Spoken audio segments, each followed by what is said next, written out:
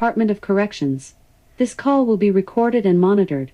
If you wish to block any future calls of this nature, dial 7 now. To accept this call, press 5 now. To decline this call, hang up. Well, hello there, Miss Strong. How goes the battle? Well, congratulations. So you're going to have yourself a brand new husband. So when's the date set? Ah, yes. Well, is this somebody that you met in prison, or is this another inmate somewhere? Ooh, grade school. Wow, so you've known this person for quite a while. Well, yeah, I guess when you do meet people and you have this close bond, it's really tough to separate. And I'm glad that you've been able to keep friendship going. So what took you so long to get together and get married? Ah, the military.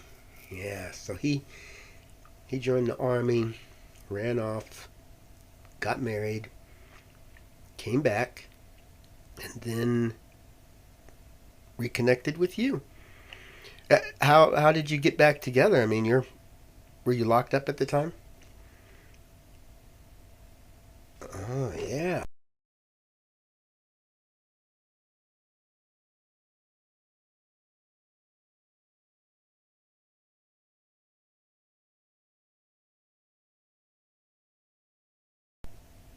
Yeah. And I guess it's good. I guess it's good. And it looks like he could be good for you. I mean, this just might work out. Uh huh. Well, I'm very happy for you. I really emphasize family and especially deep relationships like that because it's very rare. You know, I've been engaged a couple of times to people that were in prison, and I married one of them, and it just for me it just didn't work out. But I don't give up. I like the bad girl. I like that kind of image, and I've got one that's pretty much coming back. It's nice that she's willing to reconnect. But my main thing is just to be an anchor. I want the folks to know that they're not alone, that they're not going to get out and just be lost. And as long as somebody has a person to trust and to count on and to help out, it really makes a big difference. Well, with Paula, it was a whole different story. I was there with her through the hardest part. Things aren't any easier for her, but I was able to be a connection on the outside world. If she needed letters mailed out, or if she needed phone calls made, or if she needed to connect with somebody, I helped her get in contact with an attorney and to bring her family together. If I could have visited her, I would have taken her sons up there to visit her, and all three of us could have sat down with her, and I'm sure that would have really been good for her. But of course, the Department of Corrections, they don't always care about family and friends, and they've got these rules they're supposedly strictly following, yet when it comes to when you need them to follow those rules, they don't.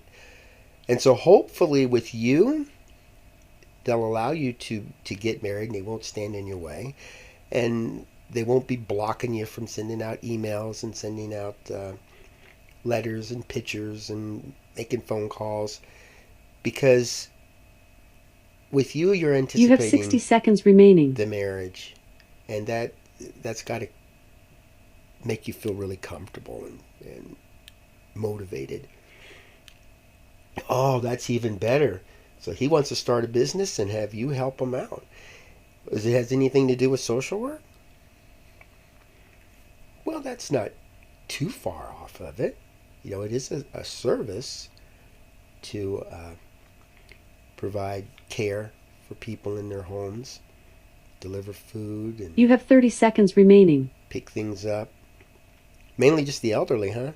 Oh, yeah, disabled people too. Wow, I never really thought about that being a private thing, but I could see it working, and I could certainly see you doing that kind of stuff. Well, congratulations. I'm glad. And just keep me posted. I'd really love to go to the wedding. Haha. Good, good. Okay, well, thanks for the call and the update. And hopefully you'll be talking to your fiance a whole lot more than you'll be talking to me. He deserves Thank you you. for using inmate call. Goodbye. Hello, welcome to AQS Inmate Call, and I'm your host, Joel Wilborn. And this is one of those episodes about family, friends, loved ones, people that can give the kind of emotional support that will help people feel important, or that they have hope. And I think having a strong sense of hope can really motivate folks.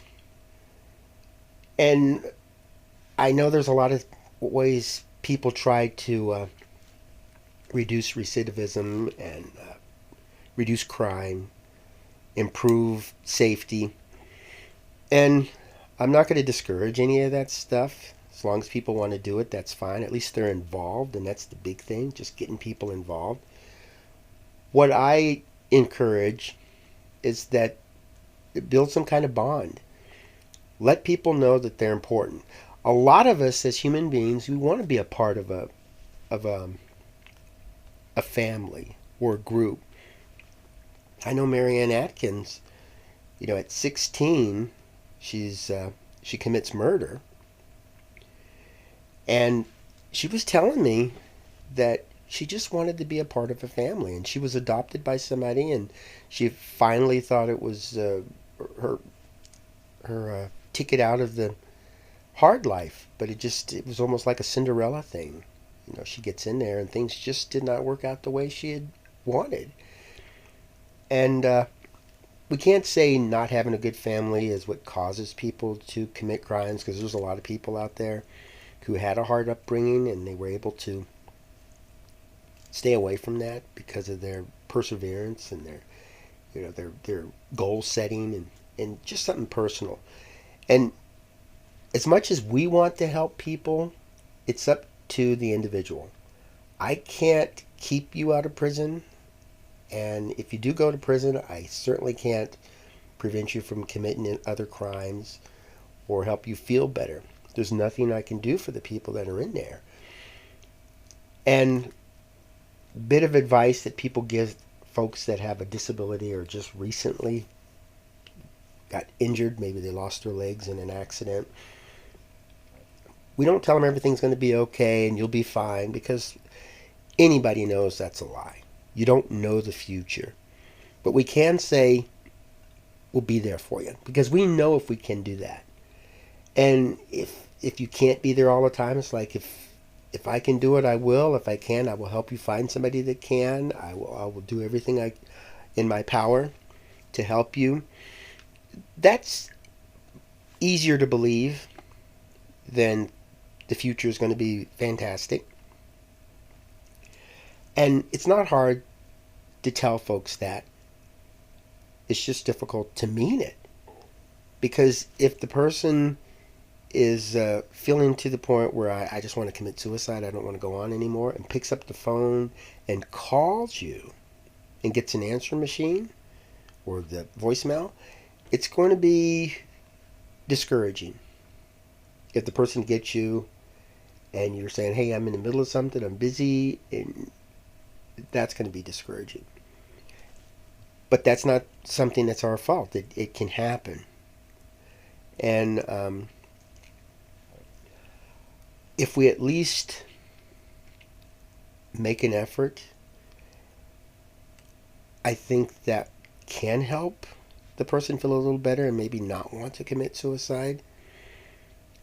If you're extremely busy, let's say you're at work and you get a call and you're in a meeting, maybe you're giving a presentation, just to walk out. But you might think things through. If this person is suicidal, you kind of suspect that. Or if the person is just really needy, maybe you can bring in other folks. There are organizations, there's a suicide hotline that you could call. There's community leaders out there, volunteers, social workers, counselors.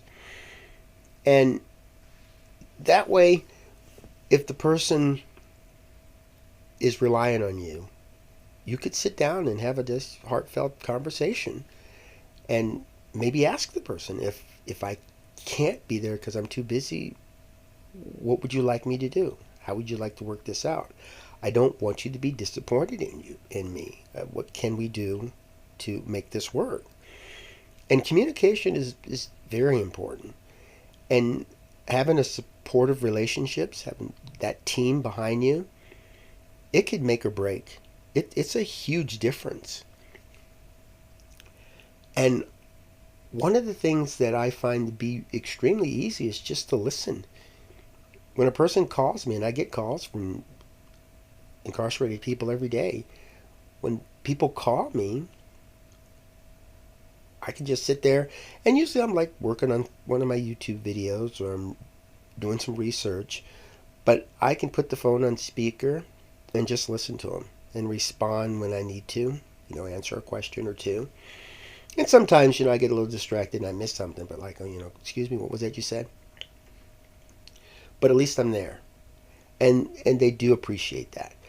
And then I learn things too, because they'll call me up, and like recently, the community college over at the women's prison, it lost its contract, and the people there were very upset because they want that education. They want to get out and make something of themselves, and not having that was really devastating to them. But one of the other people that I talked to said a group from the education department of the Department of Corrections came down and told them that they had just lost this contract and they were looking for a new one. And I also found out from one of my jailhouse lawyers that it is a requirement of the state to provide this service. So here it is, these women are feeling like they've been abandoned, like they're going to lose a very crucial resource. But in reality, it's not going to be that bad. It's just a setback. And I'm very happy to hear that. That made my day. And so I'm looking forward to giving this information to the folks, working with them to try to help them to do what they can to promote DOC. And I do attack the Washington Department of Corrections every chance I get, because there's a lot of deaths that I blame on them. But there are things that they're trying to do that they're just running into obstacles. Now, when I reach out to them and they don't answer me, I reach out to other folks, usually legislators. And legislators, a lot of them are looking for something to campaign on when they're running for office. And a safer community that's built on something that can really work, like giving people jobs when they get out, giving people mentors, giving people a stronger family, so when they get out, their family's united, and giving them strong communication when they're within, maybe free email, free phone service. This kind of stuff they could run on. And they're not going to get that information by talking to prison officials. They'll get it by talking to loved ones.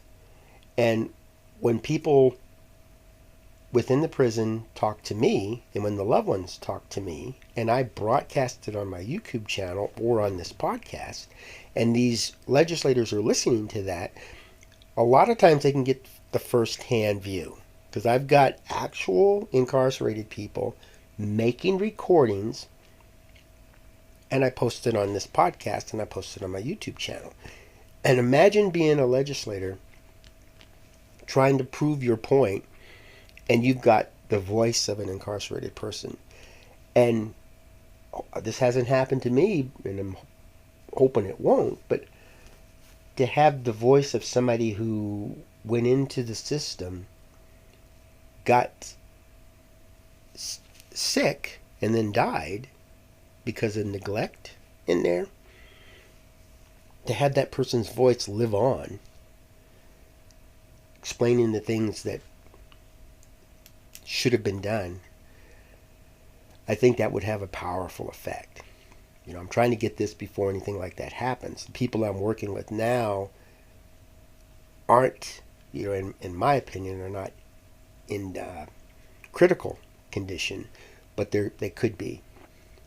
And if they don't get the proper treatment, then it could get worse than it is. And the big thing I emphasize too, if you can't treat the person properly within prison, don't send them there. We need to find alternative means. There's just no doubt about it.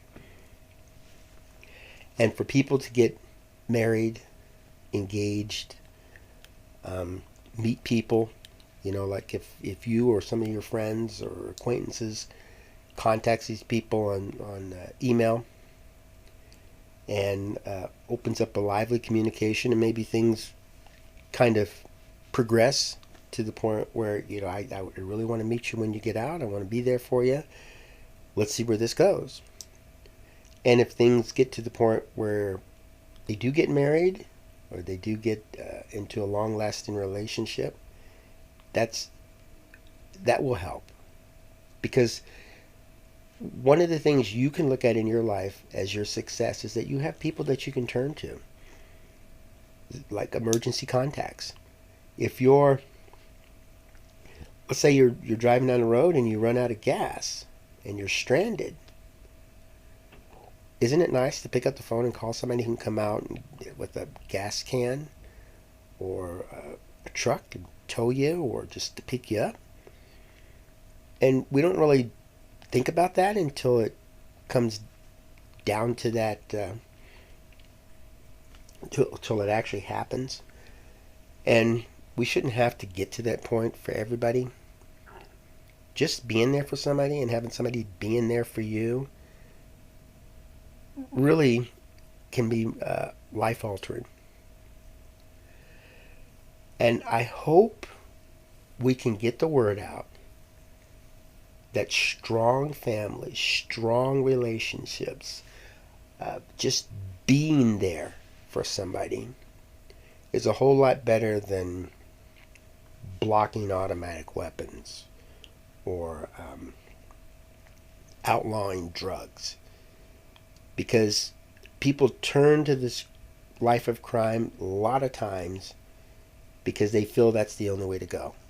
Let's just give them an alternative. Let's not get to the point where some people are saying, I would rather kill somebody than go back to prison. If prison is something that will help them to improve their lives, it won't be such a bad thing where they feel they have to kill somebody to avoid. It's more or less like, I'm going to go do this crime. If I get caught, I'll go to prison. Maybe I'll learn a little bit, get out. Oh, well. Rather than, I don't want to go to prison because it's a terrible place. It's awful. I will kill all witnesses to avoid that. Most of the time, people who kill somebody, they go to prison anyway. So these deaths are just meaningless. And we don't need to give them a reason for that. A single mom will pretty much do anything to stay out of prison so she can stay home with her kids. If she has an ankle monitor, if she's forced to work 40 hours a week, and if she fails that, she goes back to prison. That's a good motivator. And maybe that will get her to the point where it's like, yeah, I can do this without committing a crime. And to sit down and talk to folks, we got to do that. We got to communicate. We got to work together. This isn't a one-man band. This is a huge orchestra. There's a lot of people that are involved. And I hope you look in that mirror and that person looking back at you says, we can do this. Let's get the word out. Let's do it. Well, thanks for tuning in. And hopefully you'll be able to reach out and help one person, because that's all we ask, just one person. Well, go out and have yourself a fabulous day and make stellar memories for tomorrow.